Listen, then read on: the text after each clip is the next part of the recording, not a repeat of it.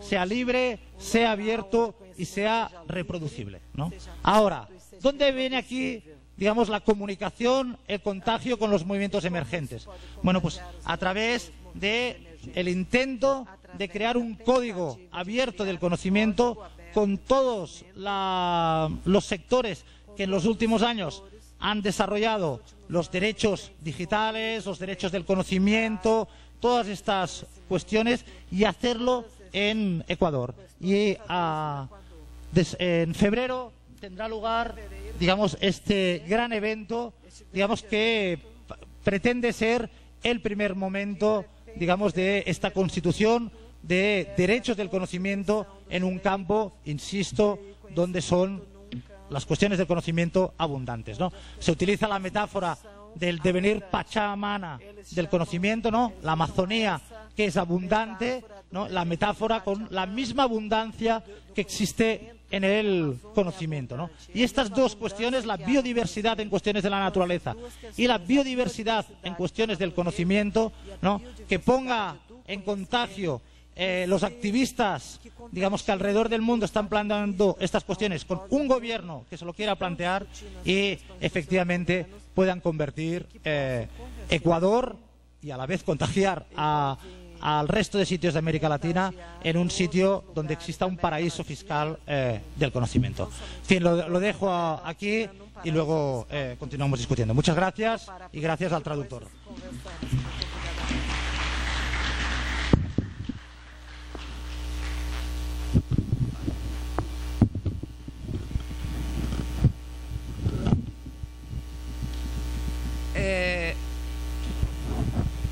As questões que eu vou trazer aqui, as questões...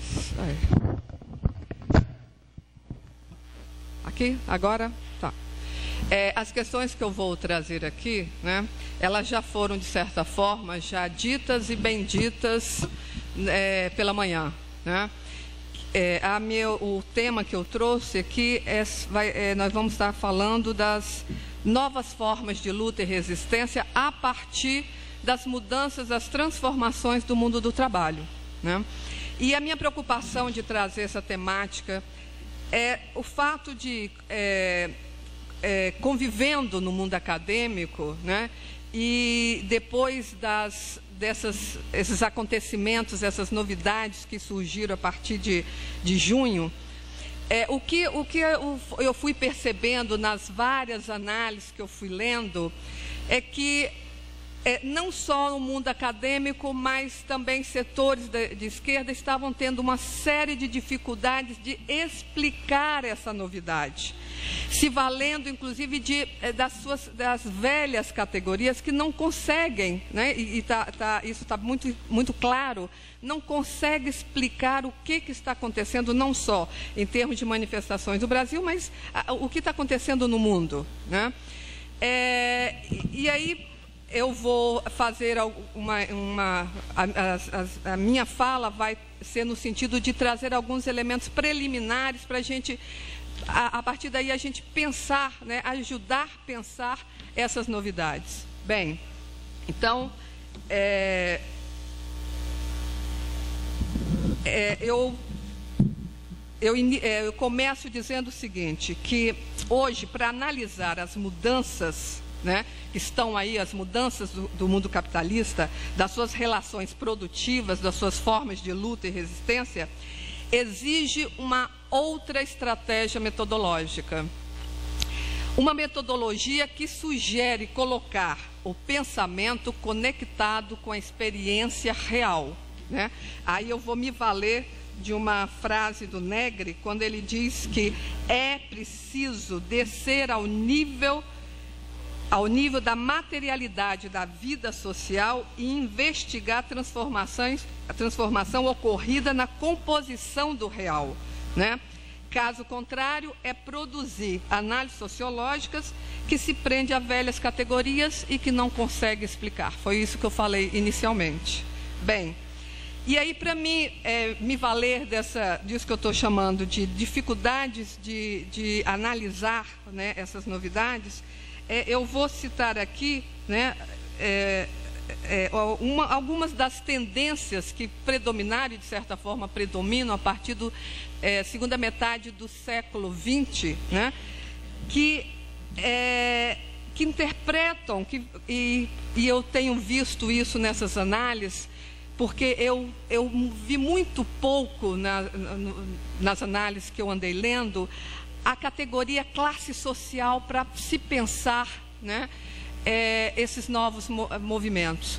E aí, quando eu falo de que é preciso buscar, né, que essas novidades estão colocando um grande desafio, que é justamente reinventar novas categorias, né, outras categorias, e revisitar e revitalizar algumas, né, para que a gente possa, de fato, né, entender, explicar, ter resposta para todas essas novidades. Portanto, eu cito aqui algumas dessas tendências que predominaram, né, ao longo desses anos, dessas últimas décadas, e que têm procurado interpretar essas mudanças, né, como algo que transcende o terreno das lutas e conflitos sociais. Algumas dessas referências teóricas assumem uma postura radical ao deixar de lado os efeitos que as resistências e as lutas sociais dos trabalhadores promovem no desenvolvimento do capitalismo. Negam, portanto, e é isso que me chama a atenção, negam a base classista como fonte explicativa da relação capital e trabalho. E apontam, né, muitas delas colocam a questão, né, da identidade cultural, a questão cultural, como centro, né, das análises, no sentido de apontar essa categoria, cultura, como base geradora e transformadora das relações sociais, né? Ou seja, afirmam que o padrão classista deixa de ser a fonte de antagonismo, que já não mais explicam os conflitos do capitalismo de tecnologia avançada. Afirmam também que os conflitos sociais não se limitam e não se encontram na forma e na força do trabalho, mas na entrada em cena de novos atores, que tomam o lugar da velha luta de classe e dispensam, assim, o sujeito histórico do trabalho. Por isso, a emersão desses novos atores, segundo essas análises, revela que a base dos conflitos sociais não deriva apenas de uma única fonte de dominação e exploração, mas de várias. A relação de classe é apenas uma delas, né? Nesse caso, o trabalho não é mais a categoria analítica capaz de explicar sozinha as mudanças do capitalismo. Trabalho e classe social não ocupam mais uma posição privilegiada na abordagem das lutas sociais. A questão culturalista assume, nesse caso, uma posição antes desconhecida. Bem, contrariando essas interpretações, né, eu vou citar alguns pontos aqui, algumas afirmações, e aí eu vou me valer de algumas categorias do pensamento de Negri. Bem, primeiro, né, a pulverização dos atores sociais de base culturalista não é capaz de eliminar a categoria classe social.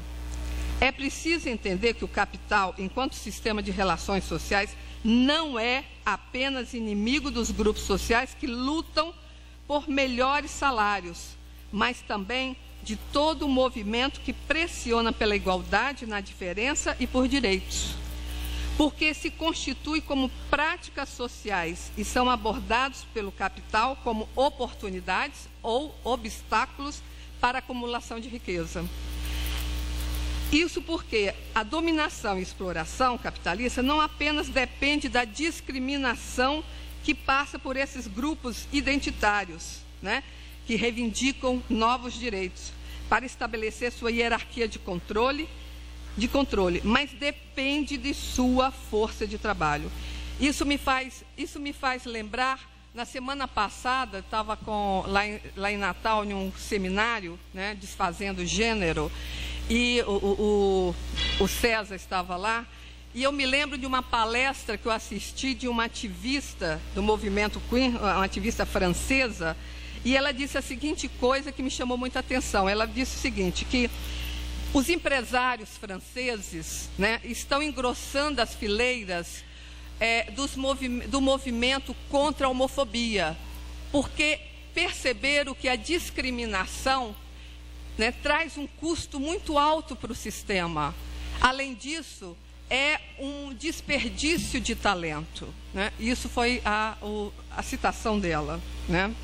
Bem, segundo, é preciso pensar as mudanças do capitalismo a partir da metamorfose real do trabalho, da compreensão do trabalho contextualizado numa realidade pós-industrial, como foi vastamente colocado aqui na primeira mesa, e sem retirar a classe trabalhadora do centro das análises sociológicas. Aqui, né, volto a citar Negri, né, onde ele afirma que a realidade da produção capitalista globalizada promoveu a inserção de todo tipo de atividade do processo produtivo. O trabalho passa a ter outros componentes, além do esforço físico e manual. Participa da produção hoje, né, todas as manifestações, como foi colocado aqui, o conhecimento, a comunicação, a ideias, desejos, afetos, enfim, elementos que na era industrial não foram centrais no processo produtivo. Esses elementos são partes constitutivas da produção, da forma e da força de trabalho. Isso significa que o capitalismo promoveu a inserção de todo tipo de atividade produtiva, desde a cultura, a produção de desejos, à circulação de mercadorias. A partir daí, não tem como estar fora dessa engrenagem, né? Todos estão dentro do processo produtivo. O trabalho se torna social e, do ponto de vista da produtividade, tende a ser cada vez mais imaterial. Enfim, a extensão que o trabalho ganhou hoje nos permite fazer a seguinte afirmação: somos todos trabalhadores. Bem, e isso me faz lembrar, né, sobre as questões, né, isso que a velha mídia chama de os vândalos, né, que quebram, né, que cometem violência. E aí me chama a atenção, né, que eu não vi nenhuma análise, acho que pouquíssima, muito pouca, quando começam a falar desses grupos, né, que a velha mídia chama de vândalos. Eu não vi em nenhum momento uma contextualização da questão classe social, da luta de classe, para analisar quem são de fato esses tais vândalos, né? E isso, né, nos leva, inclusive, a colocar a seguinte questão, né?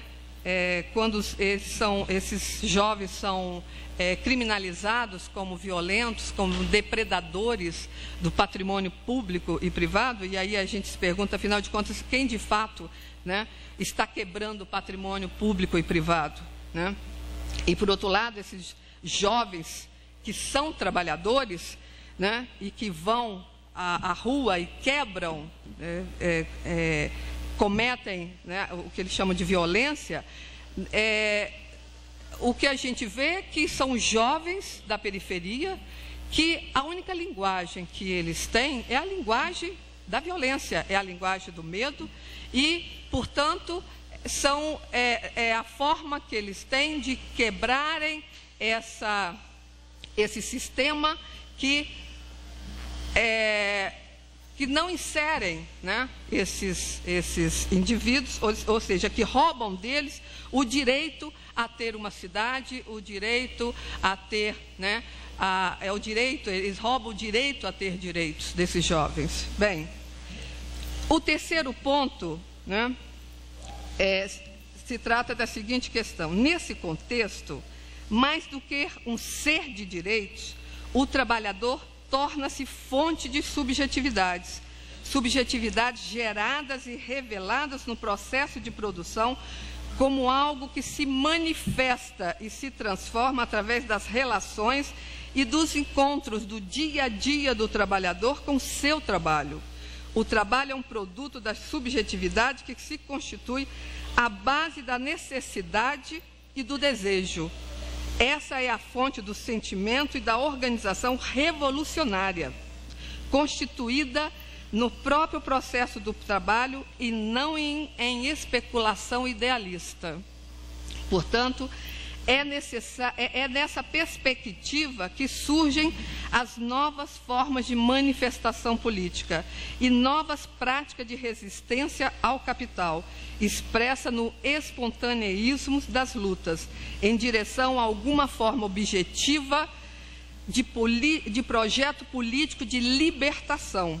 A espontaneidade incide no fato de que a expressão do trabalhador não provém de nenhuma organização externa, nasce diretamente das condições materiais encontradas, ou seja, da composição material das lutas, composição expressa desde a luta por melhores salários, mais mobilidade urbana, a produção de afetos, de comunicação, enfim, né?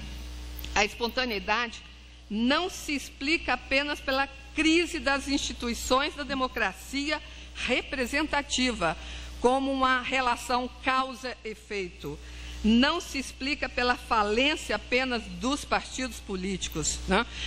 A falência da representação também se explica através da própria falência do formato de organização dos movimentos sociais, né? Não se trata apenas dessas instituições formais, né, da própria democracia, né?